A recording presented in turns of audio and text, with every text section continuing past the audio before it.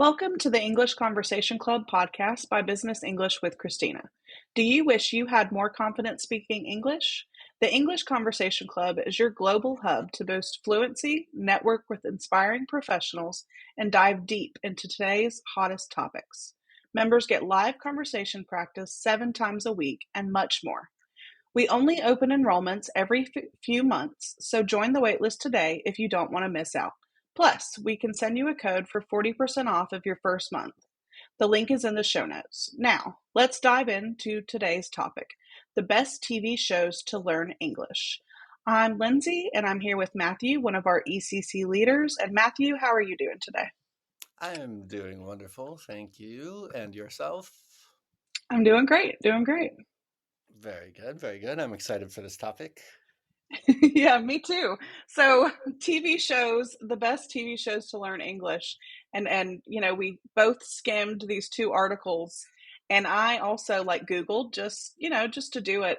And the top show, do you agree that the top show to learn English is Friends? Everybody loves to watch that show. A lot of clients I work with, I'm like, "What do you watch?" They're like, "Friends." It's just one of those shows, and as an American, it's you can just keep watching it and watch the reruns, or like watch it again and again and again. And the English is still modern, even though it's like an older TV show. Of course, it doesn't have like Hmm. social media and those kinds of topics of conversation. But as far as the English goes, it's very easy to follow, and there's so many main characters, that you get different like ideas of how to speak as well. Hmm. And there's like conversations going on between two, three, four, five people. So yeah, I think it's a great show to learn from. Yeah, I completely agree. With the big cast, you get the different, like Chandler works in an office setting and Rachel shops and then her job is shopping and Monica's a cook. And yeah, you just get like the different slang. And the show is getting older, but it doesn't quite yet feel outdated. So it's Yeah. still, I think, really good. Right, exactly. So I think, yeah. And it's just an easy show to watch. You don't have to like focus too much on it. I mean, if you're Hmm. focusing on the English, yeah, of course I get that part. But as far as like the actual content, it's not like, some like mystery, like who did it, and you not need to like pay attention to, oh, what did this character do or say, or there's not like so much thinking involved other than focusing on the English, I think. Yeah, I completely agree. And so you said your clients ask this a lot. Do you have any tips for actually watching shows in English? Yeah, well, I always tell people, watch something that you like, first of all, because if you don't like it, then it's going to be hard to like keep watching it, right? Same with Right. TV. And then like I mentioned, like, like a crime show, or a legal show, or these kinds of shows are fine if you're interested in them, but just know you're going to be picking up that kind of vocabulary.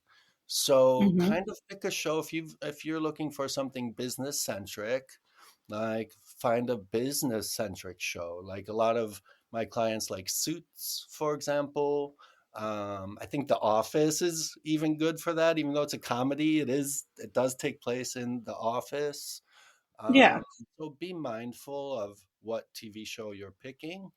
Um, if you've seen a TV show before in your own language, and now you already know the characters, you know the story, then switch it over to English. And I think a lot of students also rely on subtitles, but remember, if you're using subtitles, you're doing reading practice, not listening practice.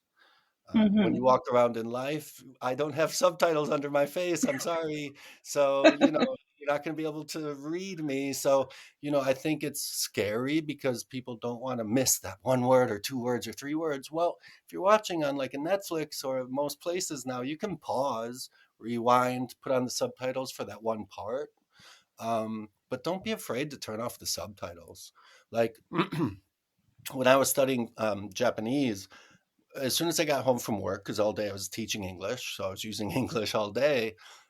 Mhm. But in Japan, and so I would just come home from work and I just turned on the TV, and that was background noise. So I would cook dinner, eat dinner, study Japanese, do some cleaning or whatever I'm doing at home, but the TV was just always on.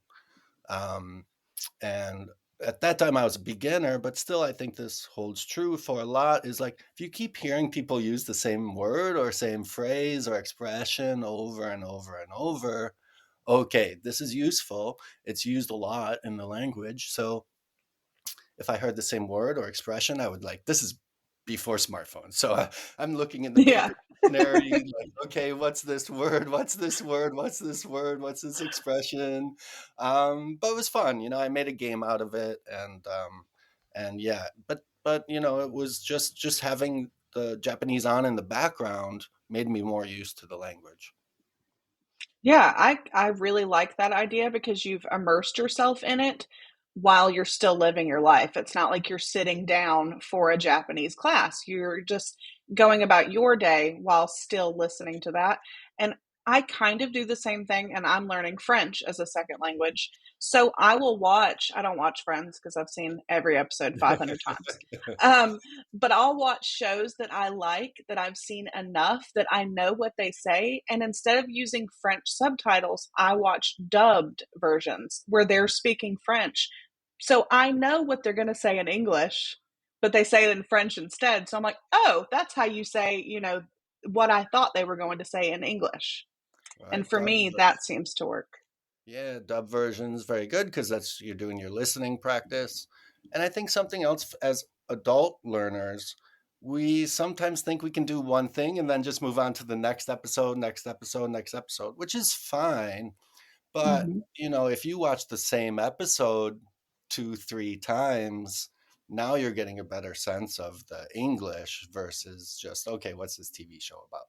It's a little bit boring, could be, but it's better for your English learning or language learning, I think. Yeah, and that's where that you said you have to like the show for it to Mhm, it's gonna be less boring if you find it interesting. Like, for me, I would watch, like, House. House is probably my favorite show. I'm mhm, not a doctor, never gonna be a doctor, but I love hearing those things. So mhm. watching that same episode over and over wouldn't bother me because I genuinely like the content. Right, right. There you go. And it doesn't need to be like, okay, Monday, Tuesday, Wednesday, I watch it. It could be like every Monday of that month you watch the same episode or something, just to give you some review, and Mhm. refreshers. Um, but yeah, like you said, it's something you can do on your commute, at home, even in the office, depending on your job. Just throw it on and like maybe not watching, but you're listening to it, right? So there's ways you can while driving around, you can just have it on as background noise. And I always tell people I prefer like TV shows as a way to study over movies because movies are one long, so hour and Mhm. a half minimum, and we don't humans don't really have that attention span, especially nowadays. But in movies also you are who are these characters, so you got to figure out who these characters are, what's the story. A lot of times in your own language, right, you'll watch a movie, you don't understand the movie until the final part. You're like, now Right. I now I get it. So it's not like sometimes it's not a language thing. That's the point of the movie, is you're not supposed to be understanding everything until the end. So movies can Mhm. be a bit tricky. And but if that's what you like, then do it. Of course, like I said, you got to like it. So not saying don't use movies, but be mindful of that. And then nowadays, like over TV shows, I think like YouTube is great and podcasts are great. So there's so many different mediums that you can use to study. Um, but yeah, there's some like TV shows that is like in the US, Seinfeld, very popular TV show from right around the time of Friends, a little bit before, but they overlapped. I don't know why Mhm. this TV show doesn't. It hasn't like spread. I guess the comedy maybe doesn't work overseas as much as Friends does. I But think that could be it. but that's Yeah. a great show that not many students talk about. So I don't know how available it is overseas as well. Yeah, and I think Friends, like we spoke about earlier, it's an older show, but it's still kind of relevant. I think Seinfeld maybe like just because it's a little bit before, like I as an American never watched Seinfeld Oh, okay. until I was older. Okay. Like so I never watched it. It had no interest when I was, a kid, a teenager, Mhm. none of that. Um so maybe it might just be the fact that it's like phased out. It might just, yeah, That's its true. time may Yeah, be over.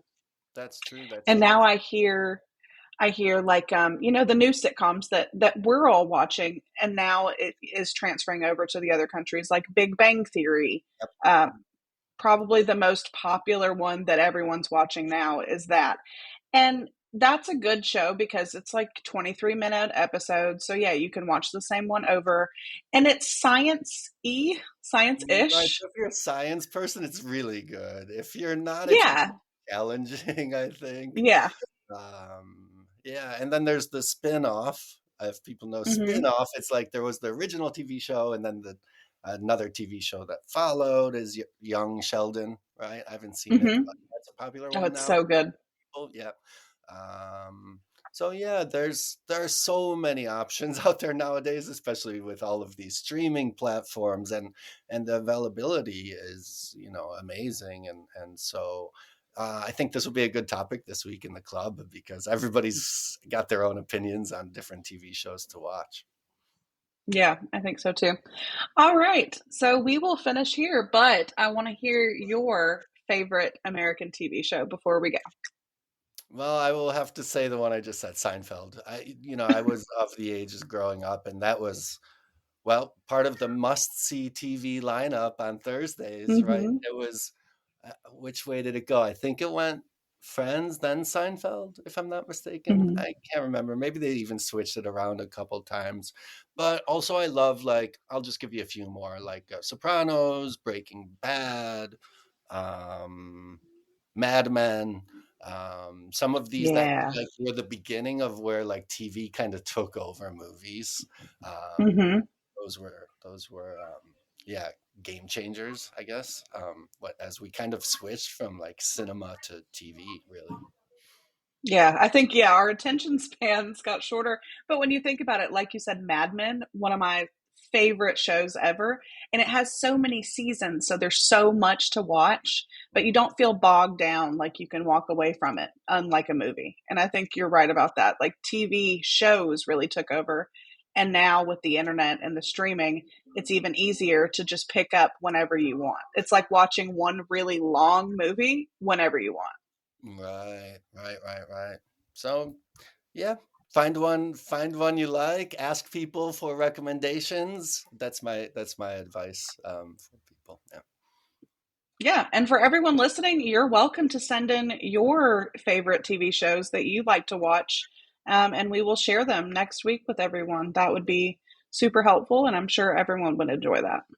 absolutely. Before we go, you mentioned House, you mentioned Friends. Anything else on your list of top Yes. shows? So I watch really everything, but yeah, House is like a really good comfort show for me. It's good background noise. One of my favorite newest shows is The Blacklist, which is all about like the FBI and like, covert ops, things like that. Mm, Um, but if you're into like, I don't know, Law and Order, if you're into cop shows or mm, cops and science, like Bones, I like mhm, Bones. mhm. There's lots of science. I guess I'm sciencey and I don't even know it because I love those. Yeah, yeah, yeah. And what's the one? Oh, for business related people, Shark Tank is great because Yeah. there's a lot of negotiation, numbers, how to do business. If you're a startup Hmm. company, um, that's what I would recommend to people for sure. If you're in business. Yeah, I completely agree. Shark Tank. And Shark Tank, there's like a Shark Tank for every country. Like France has one, England has one.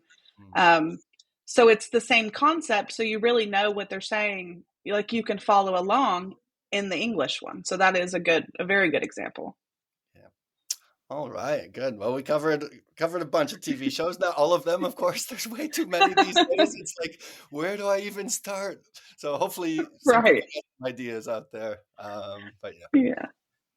Yeah, absolutely. All right, Matthew, thank you for your time. thank you. And Yeah. And thank you for listening. And if you want to become a member of a global tribe of inspiring professionals becoming confident in English, get on our wait list. You'll be the first to know when we open enrollment again, and I'll send you a code for a 40% discount off your first month of membership.